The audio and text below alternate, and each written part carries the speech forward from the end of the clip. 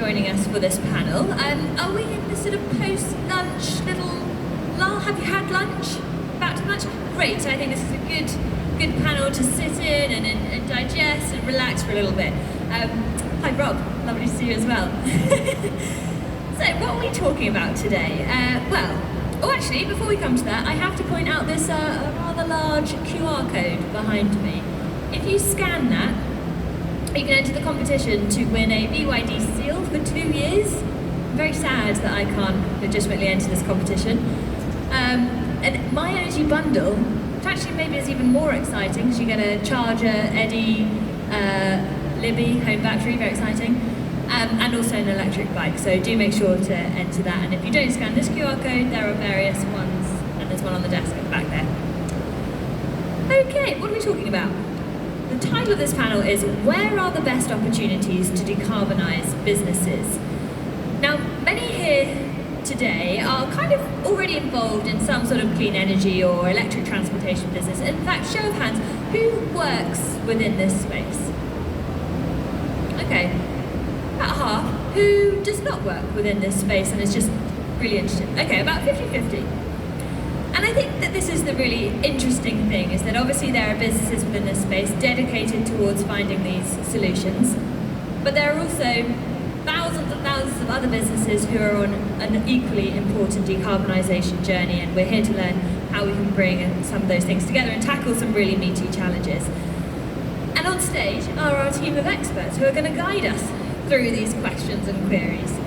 So I'm going to ask you to kick us off by briefly introducing yourselves, and I'll start with Ali. Hi there, name is Ali Argel, Business Development Director at a company called Tusker, and we operate salary sacrifice car benefit schemes and have done since 2008. Jason. Thank you. I'm Jason Tisdall. I'm the CEO of Tangent. We design and install solar and battery storage systems for both domestic and commercial. We've been running this business, having jumped ship from the oil and gas industry because we were sick of climate change. So we changed and set up this business in 2017. And last but not least. Good afternoon, everybody. My name is James Black. I'm an innovation manager at WMG. WMG is a department of the University of Warwick. And the bulk of my time, I run an accelerator program for any company that is decarbonising transport in any form.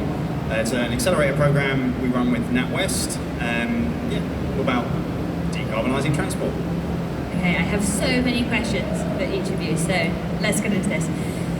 So Ali, okay, many people are familiar with the term company car or benefit in kind. But show of hands in the audience, who would, apart from the Tusker lot, who would feel confident describing what this means in terms of how it's reflected in your paycheck? Okay. And I was hoping there would be no hands then. Ali, I'm going to ask you if you could just in complete layman's terms, what's the benefit of getting an electric vehicle via a company car scheme, and how is it more beneficial than a, say, internal combustion engine vehicle? Okay, so over the various types of company car taxation, the government ultimately has always looked to incentivise the lowest carbon vehicles to make them more attractive. We've seen this, say, since 2008. In 2018, they looked at the Road to Zero, which, as we'll all be very familiar with, is the government's strategy to that transition and really support the transition into new electric vehicles, which means that they'll be then looking to ban the sale of new petrol and diesel vehicles by that point in time. So the government Road to Zero initially had a number of great incentives to really push people towards that transition.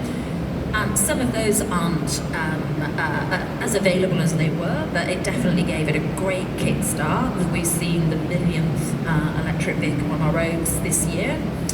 And ultimately, the provision of a car through a company is going to attract company car taxation. So when the government started their Road to Zero strategy, there was absolutely no company car tax to pay if somebody took an electric vehicle. At this present time, we see it at just 2%, and that's 2% to the P11D value times the scale charge. So basically the scale charge at 2% times the P11D times your tax rate, divide that by 12, and you're probably looking at about £9 at the moment, company car tax for a driver Tesla, a car of that ilk. So really a great incentive compared to a combustion engine where you'll be paying a minimal 60% moving to 80. So we've got a great line of sight because we know the government have laid out the plans on company car taxation till 2028.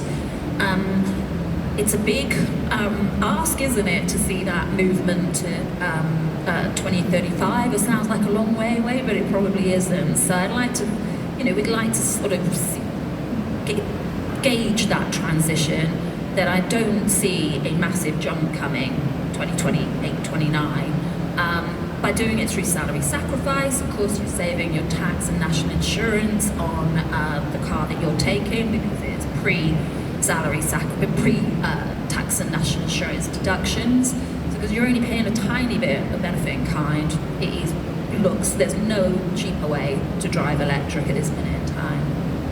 Do we have any people in the audience to do a salary sacrifice on an EV? A couple of people. It's so interesting because I have to admit, I studied engineering. I should be okay at maths, and it wasn't until I did my own maths on my particular vehicle that I was like, holy moly, this is amazing.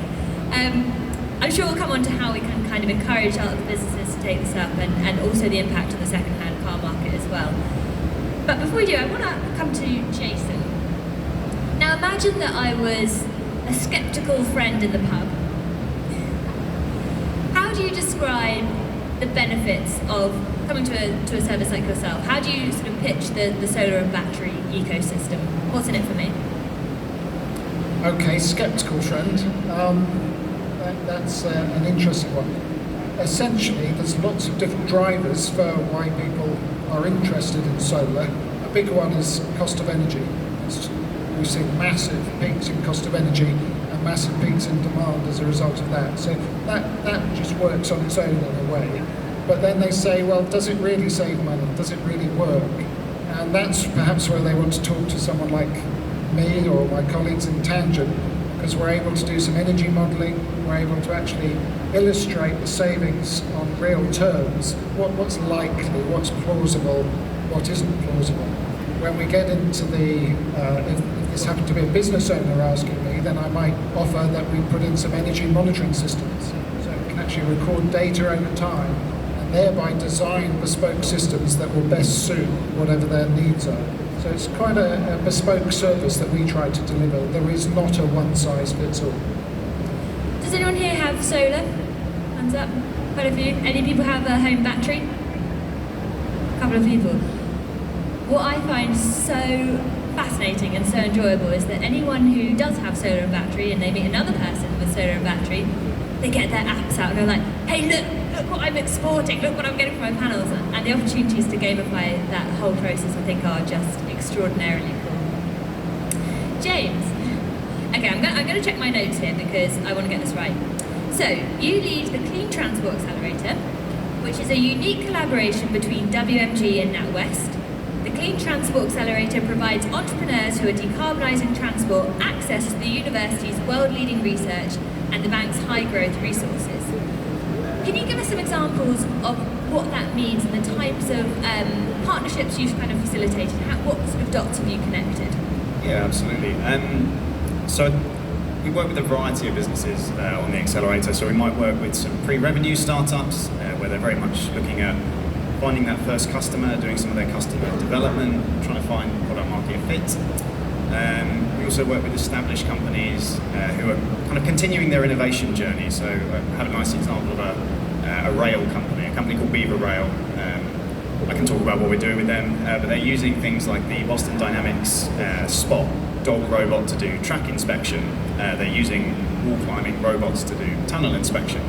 So we try and link some of this stuff in that's not necessarily to do with decarbonisation or specifically what the business are doing, but we can bring in the university has a wealth of knowledge on things like robotics or battery technologies, battery chemistries. There's nothing better than walking around the battery development lab and talking to a world-leading researcher, and they show you some really tiny cell and they're like, this could change the world in 10 years if it gets to market. It's a really challenging environment to work in, but the people that know it so incredibly well. So giving a founder, giving a small business access to that is a remarkable thing. And then on the NatWest side, actually understanding how do you start managing your cash flow, what does risk look like for your business, do you want to look at taking on debt, do you want to look at taking on equity, when are you going to be investor ready? We try and support them through the whole journey regardless of the size of the business. And quite a bit of the journey, I mean, a risky chunk of the journey, because we know that that bit perhaps is often called the valley of death. And so I imagine there's a lot of therapy involved in your job as well. Yeah, it's been said. We provide one-on-one coaching for the founders throughout the process, and it is like is anyone a founder out there? I can see some, yeah. It's hard, right, Jason? Like, it's really hard, and I think the main benefit of the kind of coaching side is to have someone there who's relentlessly on your side. We're that critical friend. We're not there to, it's not like Dragon's Den. You're not trying to say, I'm in or I'm out, or I believe in you, or I don't believe in this idea. You're trying to say, okay, here's the premise. As a founder, you have this world of experience, this unique worldview, this hypothesis about what the market is going to accept. How do we help you test that? How do we help you get traction on that? Who do I introduce you to that works for this OEM that might be able to help you put this into a trial or pilot? But yeah, it's really hard, really hard. And we see this a lot with the organisations that we interview on the show or that we have in panel discussions here, is that what we're talking about is really amazing technology that has potential for enormous impact, super pragmatic solutions. But that's the easy bit. And the hard bit is the communication challenge, the perception challenge, the timing challenge, the mismatch of different timing challenges, the policies, everything that kind of goes around it. So here on stage we have a number of different perspectives. We have EVs, energy, clean transport startups, getting those into sort of scale-up kind of territory. So quite a varied bit of experience here, but I want to know, what are some of the really common questions and concerns that you hear in your various different regions that you operate in? And Ali, I imagine that you have quite a few that companies come to you and they're like, could you explain it one more time? So I think there's two sides of kind of the concerns. You've got the business-to-business concern around opening up a company car scheme technically to all of their employees. What are those employees going to do? So they'll be concerned around taking any risk. So what happens if my employees leave, if they want to make redundancies, if they want to have babies, if they go on long-term sickness, because you've got to remember that this is a business-to-business arrangement. So right from our first scheme in 2008, we recognised that you need some risk protection to manage that liability. And we've seen that evolve as more people do it, come up with more sort of fears. But it's also about managing those risks for the employees so that actually they are not feeling they'll come into the scheme with their eyes wide open around what does it mean if I do leave, what does it mean if I am made redundant, what does it mean if I have a baby, to enable them to exit those schemes or have those protections without huge financial liabilities. And that, without a doubt, has encouraged more employees to make that transition into an electric vehicle. Do you find that there's a lot of bad press about electric vehicles? There's a lot of myth busting that we have to do, which is all around, what's really the range like, how many times is it going to go wrong, are the tyres fit for purpose, all those things. We do a lot around the education, making that visibility again, what does it really mean to them. So getting people comfortable, I think, with making that move, how convenient or inconvenient is it going to be? The reality is 88% of the cars ordered on our scheme are EVs, and 92% of people come back and do another electric vehicle. So that's kind of, for me, the proof, isn't it, of kind of what that journey is like. And they love electric, you know, once they're in and they're seeing that technology, and yeah, really good retention on it. Those are some quite incredible statistics, and I'm very, very new to my own salary sacrifice scheme, and when you see the savings, you're like, fantastic. When you have a sort of slightly lower total cost of ownership, like, fantastic. To the point where, like, surely this is a ruse and someone's going to ask for millions of pounds and not too much time. Jason, how about you? What are the sort of the really, really common questions that you get from your customers?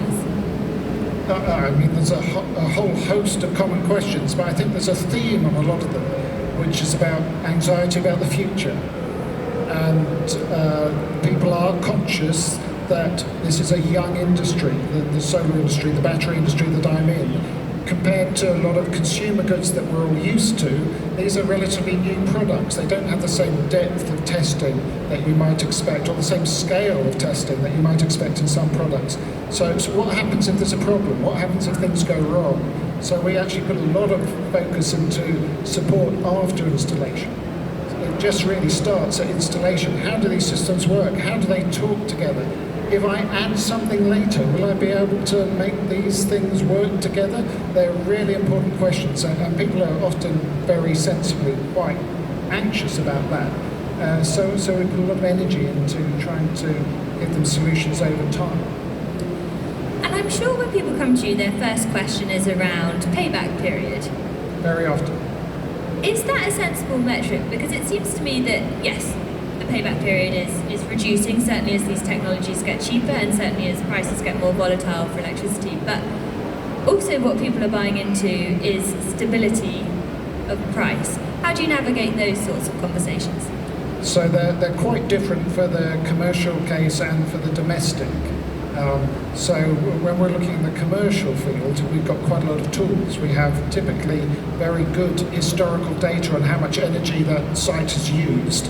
We've got in-house software. We can model that against a European database of irradiance, so we can predict pretty accurately how much of the solar that you generate you'll actually be able to use. So the paybacks there are fairly precise.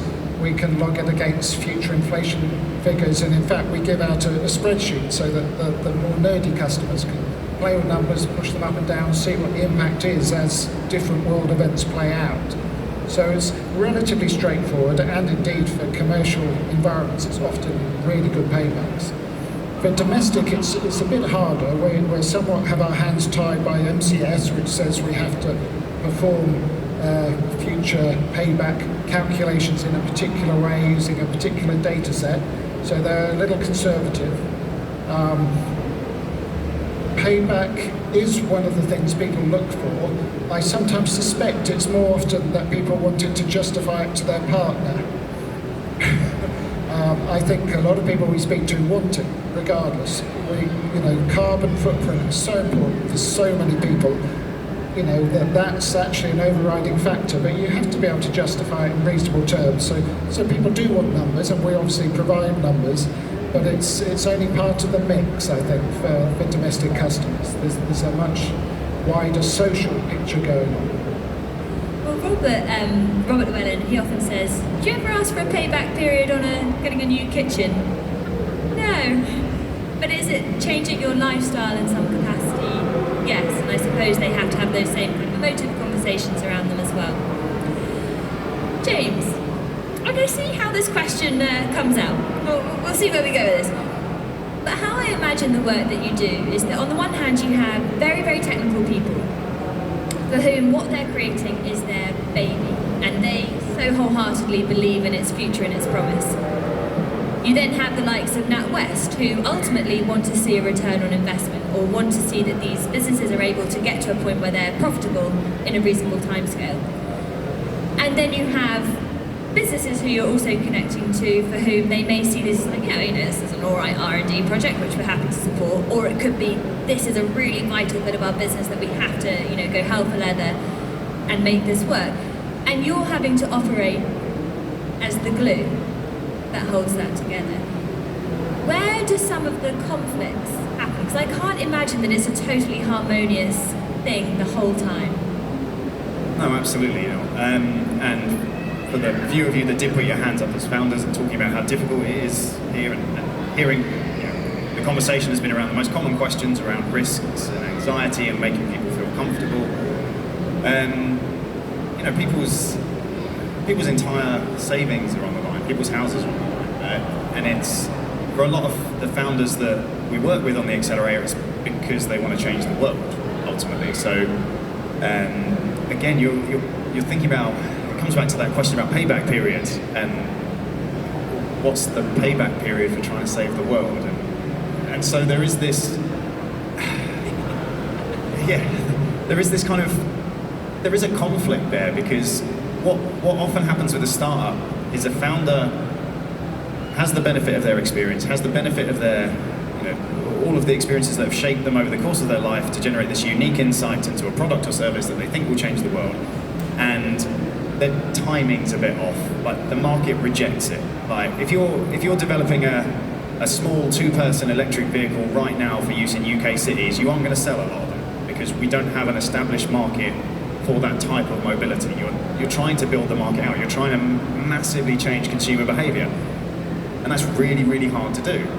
It's even harder to do when you've got a couple of kids, when you've remortgaged the house, when you've asked all of your friends for all of the money you can possibly get, and then your coach is asking you, did you, that customer interview that we talked about last time, did you do that? And you're like, oh. So the conflict emerges because you're kind of trying to accelerate people. We work with businesses over a 6-month period to try and push them into rapid growth, rapid scale. So by definition, we are pushing founders. And quite often, deeply technical founders do not want to be pushed. So there can be quite a lot of conflict there, yes. I did have a role in comms at some stage, and I worked with a particular founder who I say, we need to make this language more accessible, because there are many technical terms here that Joe Public on the street is just not going to engage with at all. And his response was, well, they should be better then. I was like, I'm going to politely disagree with you on that one, but there we go. I've definitely seen that before. And having a conversation with a deeply technical engineer who has spent the last 5 to 10 years perfecting their technology, perfecting their solution, and you're trying to have a conversation with them around, if you did a little bit of work on the brand, on the marketing, like build your profile, try to start owning your particular space, like people will come to you because they buy into your vision, what you want to do, how the business is going to work. People will want to work for you, with you, fund you. And they're just like, well, they should get it. They should just get it immediately, because it's here. But I think that is very interesting in terms of where we are in this overall transition, because as people who work in the space, we know that these technologies are better. Driving an electric vehicle, on the whole, 92% of the time, is a better experience than a petrol diesel equivalent. Generating and storing your own energy, being more independent of the grid, gamifying that experience is a better experience. And I'm sure you have countless examples in your sphere as well. But we're in that world, and we know that. And at the same time, we're in a world where there are targets, 2030 targets, for example, and many people feel that they're having some kind of choice removed from them, and that these technologies are being forced on them. And we are seeing loads of negative news, not just as a result of that, but we're seeing loads of negative news. How do you remain positive? And I imagine you get questions where you're like, okay, ready for this one again. How do you remain positive and keeping people engaged on this journey in light of that sort of bigger picture going on? And anyone who's feeling brave can go first. So I'll start. I think it is consumer confidence for us. It's not just us saying this is great, the manufacturer saying this is great. You need the consumers to have a voice and share all those positive.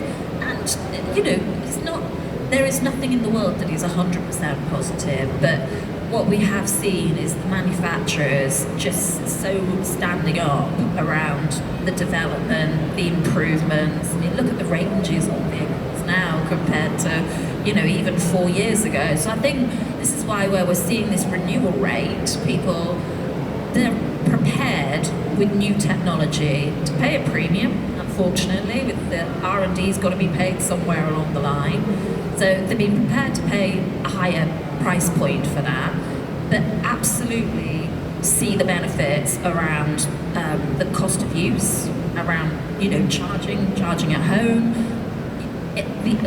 that improvement in the infrastructure, and the manufacturers developing the range of vehicles. They're not all top-level expensive cars anymore. You're getting so many new manufacturers coming into market. That hasn't hit massively yet in our space, but it will. And the more that happens, the more affordable it will be and the more inclusive it will be. But it's using, for us, the voice of the driver, so that, that people are hearing firsthand from other drivers. I think that's a fascinating question, and actually I think it comes down to listening. When people are concerned or complain or say it's been forced, they always have a point. There's always something that's driving it. And I'm very lucky because I do a lot of site visits. I'm meeting so many different customers, and they always have something to say, and some are negative and some are positive. But when we actually talk and I listen and hear the point they're trying to make, it's usually a sensible one. And what I bring to the table at my advanced age is I'm able to have a lot of experience. So I can reflect back real experiences I've had in most cases. And it's as simple as that. If we keep listening to each other, I think most people can see the positivity, the fantastic things that are coming out. If you're like me and a techno nerd, it's just the exciting new toys. But for other people, it's a different point of view completely. And it's still valid, and we keep moving in the right direction. That's what really encourages me. I was at the very first fully charged all those years ago, and we're all crammed together, and it was all ramshackle, and now we're in this fantastic place with an amazing range of products and services from really experienced people. It's just thrilling, I think. Anything to add to that? Yeah, I think I'll talk very quickly, but I have probably two answers to that as to why I'm an optimist by nature, but also extremely optimistic because on the analytical side of things, history, research has shown us that technology adoption takes a long time from the invention first being introduced to the market. It takes around 20 years, and we know that.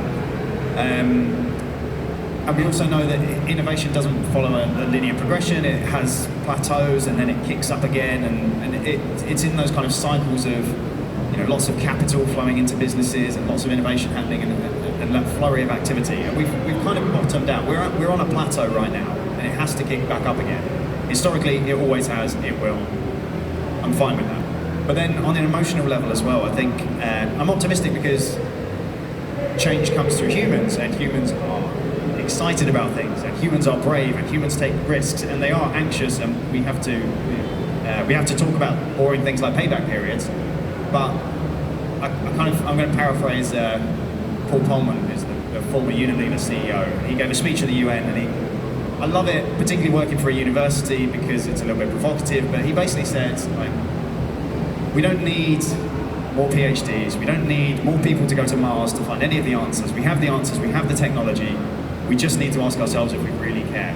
And the people that I meet through my work, and the people that I sit with on the stage, and hopefully you as well, people really care, and that's why I'm optimistic.